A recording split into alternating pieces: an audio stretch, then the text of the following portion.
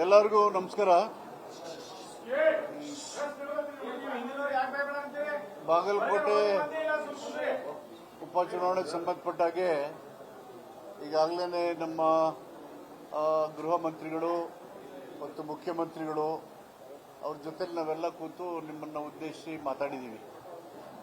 ಮಾತಾಡಿರೋ ಮಾತನ್ನೇ ಮತ್ತೆ ಆಡಬೇಕಂತ ಅಗತ್ಯ ಇಲ್ಲ. ಎಲ್ಲ ಬಾಗಲಕೋಟೆ ಉಪಚುನಾವಣೆಗೆ ಸಿದ್ಧತೆ ನಡೀತಾ ಇದೆ. ಎರಡು ಪಕ್ಷಗಳು ಚುನಾವಣೆ ಪ್ರಚಾರದಲ್ಲಿ ತೊಡಗಿದ್ದಾವೆ. ಈ ಚುನಾವಣೆ 5 ವರ್ಷದಲ್ಲಿ ಆಗಬೇಕಾಗಿತ್ತು. ಭೇಟಿಯವರ ಅಕಾಲಿಕ ಸಾವು ಇನ್ನೂ 2 ವರ್ಷ ಮೊದಲಿರುವಾಗ ಚುನಾವಣೆ ಬಂದಿದೆ. ಸಹಜವಾಗಿ ಈ ಕ್ಷೇತ್ರದಲ್ಲಿ 5 ವರ್ಷಕ್ಕೆ ಜನ ಮತ ಕೊಟ್ಟಿದ್ರು. ಮತ್ತೆ ಇನ್ನೂ 2 ವರ್ಷ ಉಳಿದ್ರಿಂದ 5 ವರ್ಷದ ಅವಧಿಗೆ ಕಾಂಗ್ರೆಸ್ನ ಗೆಲುವಿಗೆ ಅವರು ಕಾರಣರಾಗಿ ಅವರ ನಿಲುವನ್ನು ಮತ್ತೆ ಪುನರ್ ಉಚ್ಚಾರ ಮಾಡಿ ಕಾಂಗ್ರೆಸ್ ಅನ್ನು ಗೆಲ್ಲಿಸ್ತಾರೆ ಎಂದು ವಿಶ್ವಾಸ ಇದೆ.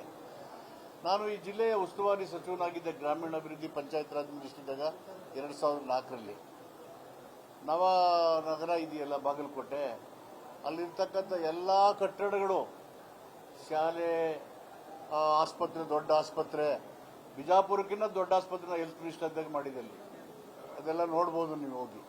ಮತ್ತು ಲೋಕೋಪಯೋಗಿ ಮಂತ್ರಿ ಆಗಿದ್ದಾಗ ಬಾಗಲಕೋಟೆ, ಬಿಜಾಪುರ, ಈ ಒಂದು ನಾರ್ತ್ ಕರ್ನಾಟಕ ಎಲ್ಲ ಬಿಜಾಪುರ ಟು ಹುಬ್ಳಿ ಈ ರಸ್ತೆಗಳನ್ನು ನೋಡಿದಾಗ ಕಣ್ಣಿಗೆ ಕಾಣುವಂತ ಅಭಿವೃದ್ಧಿಯನ್ನ ನೀವೆಲ್ಲ ನೋಡಬಹುದು.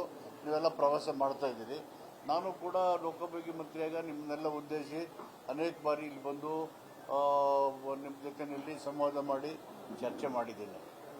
ಈಗ ಈ ಚುನಾವಣೆ ಕಾಂಗ್ರೆಸ್ ಪಕ್ಷದ ಅಭ್ಯರ್ಥಿ ಉಮೇಶ್ ಅವರಿಗೆ ಹೆಚ್ಚು ಬೆಂಬಲ ಸಿಗುತ್ತೆ ಅಂತಕ್ಕಂಥ ವಿಶ್ವಾಸ ಇದೆ.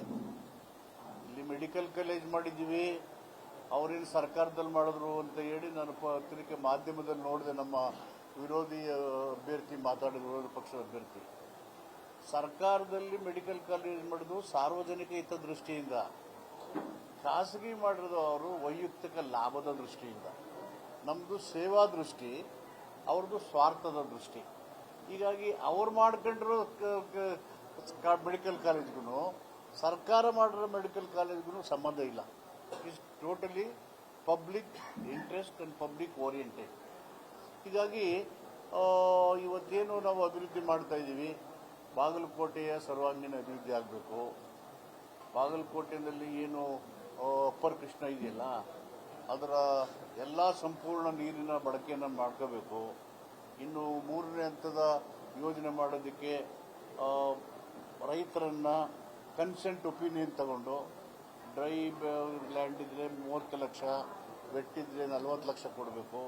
ಮತ್ತು ಸೈಬದ್ಧ ಮತ್ತು ಅಭಿವೃದ್ಧಿ ಕೆಲಸ ಮಾಡಬೇಕು ಅಂತೇಳಿ ಕ್ಯಾಬಿನೆಟ್ ನಿರ್ಣಯ ಮಾಡಿ ಒಂದು ಹಿಸ್ಟಾರಿಕಲ್ ಡಿಸಿಷನ್ ಮಾಡಿದ್ವಿ.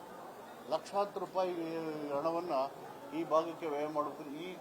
ಈ ಭಾಗದ ಜನರ ಶೈಕ್ಷಣಿಕ, ಔದ್ಯೋಗಿಕ ಮತ್ತು ಆರ್ಥಿಕ ಅಭಿವೃದ್ಧಿಗೆ, ಉತ್ಪಾದನೆಗೆ ಹೆಚ್ಚು ಕೊಡುವಂತ ಒಂದು ಹಿಸ್ಟಾರಿಕಲ್ ಡಿಸಿಷನ್ ಅದು. ಇದು ರಾಜಕೀಯವನ್ನು ಇಟ್ಕೊಂಡು, ಚುನಾವಣೆಯನ್ನು ಇಟ್ಕೊಂಡು ಮಾಡೋದಂತಲ್ಲ.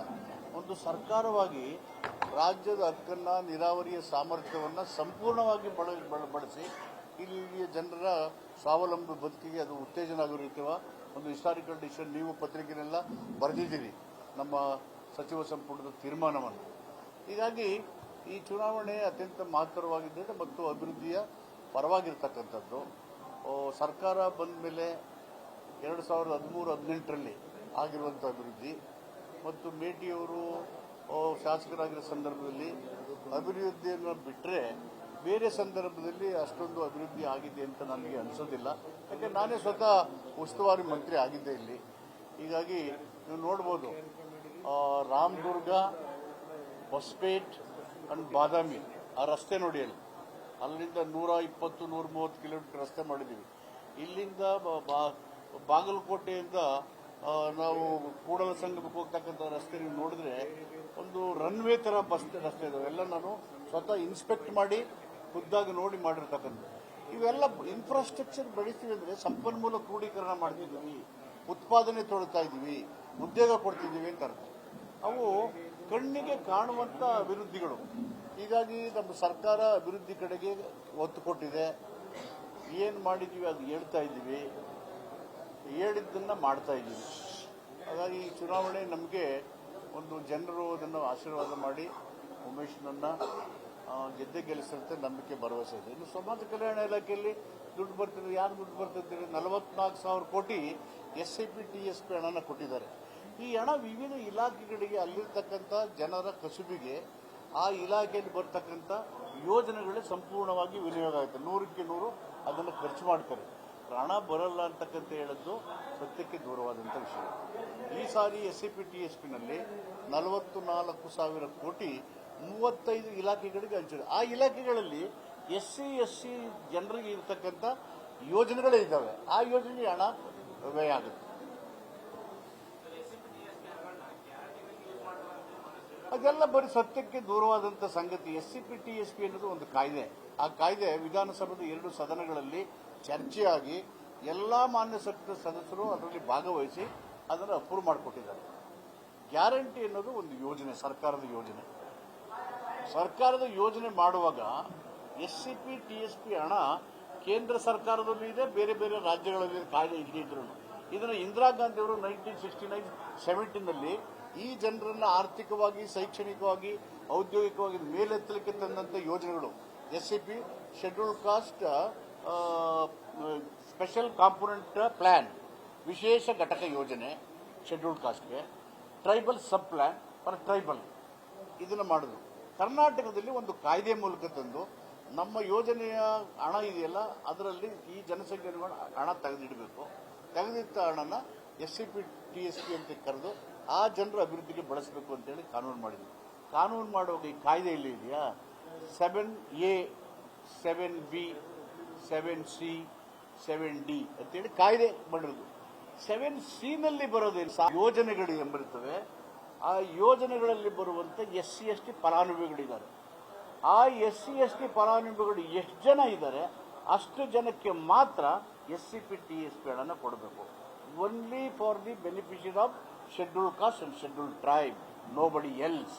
ಇದು ದುರುಪಯೋಗ. ಇದು ಕಾಯ್ದೆಯಾಗಿ ವಿಧಾನಸಭೆಯಲ್ಲಿ, ವಿಧಾನ ಪರಿಷತ್ನಲ್ಲಿ ಕಾಂಗ್ರೆಸ್, BJP, ಜನತಾದಳ ಎಲ್ಲ ಶಾಸಕರು ಮಾಡಿರ್ತಕ್ಕಂಥ ಒಪ್ಪಂದದ ಕಾಯ್ದೆ ಇದು. 7C provides. ಈ ಒಂದು ಕಾಯ್ದೆನಲ್ಲಿ ಸರ್ಕಾರದ ಯೋಜನೆ ಮಾಡಿದಿರಿ, ಯೋಜನೆ ಎಲ್ಲ ಜನ ಬರ್ತಾರೆ, ಅದರಲ್ಲಿ ಶೆಡ್ಯೂಲ್ ಕಾಸ್ಟ್ ಶೆಡ್ಯೂಲ್ ಫೈವ್ ಇದ್ದಾರೆ, ಅವ್ರಿಗೆ ಮಾತ್ರ ಈ ಹಣ ಬಳಸಿ ಅಂತ ಹೇಳಿದ್ದಾರೆ. ಹೀಗಾಗಿ ಇದರ ದುರುಪಯೋಗ ಮಾಡುವ ಪ್ರಶ್ನೆ ಬರೋದೇ ಇಲ್ಲ, ಮಾಡೋಕ್ಕೆ ಸಾಧ್ಯನೂ ಇಲ್ಲ. ಆದರೆ 7D ಇತ್ತು. D ಅಂದರೆ ಡೀಮ್ಡ್ ಎಕ್ಸ್ಪೆಂಡಿಚರ್. ಅಲ್ಲಿ ಶೆಡ್ಯೂಲ್ ಕಾಸ್ಟ್ ಸೆಂಟ್ರಲ್ ಇರಲ್ಲ, ಇದರಂತೆ ಊಹಿಸಿ ಖರ್ಚು ಮಾಡ್ತಾರೆ. ಈ ರೀತಿ BJP ಸರ್ಕಾರ ಇದ್ದಾಗ 8,000-10,000 ಕೋಟಿ ರೂಪಾಯಿನ 7D ಬಳಸಿ ದುರುಪಯೋಗ ಮಾಡ್ಕೊಂಡಿದ್ರು. ಇದು ನಮಗೆ ಗೊತ್ತಾಗಿ ಜನ ನಮಗೆ ಕಂಪ್ಲೇಂಟ್ ಮಾಡಿದ್ಮೇಲೆ ಈ ಸಾರಿ ನಾವು ಬಂದ ಮೇಲೆ 7D ತೆಗೆದಾಕಿದ್ದೀವಿ. We remove 7D. ಹೀಗಾಗಿ ಇದನ್ನ ದುರುಪಯೋಗ ಮಾಡೋ ಪ್ರಶ್ನೆ ಬರೋದಿಲ್ಲ. ಅದು ಸತ್ಯಕ್ಕೆ ದೂರವಾದಂಥ ವಿಷಯ. Thank you.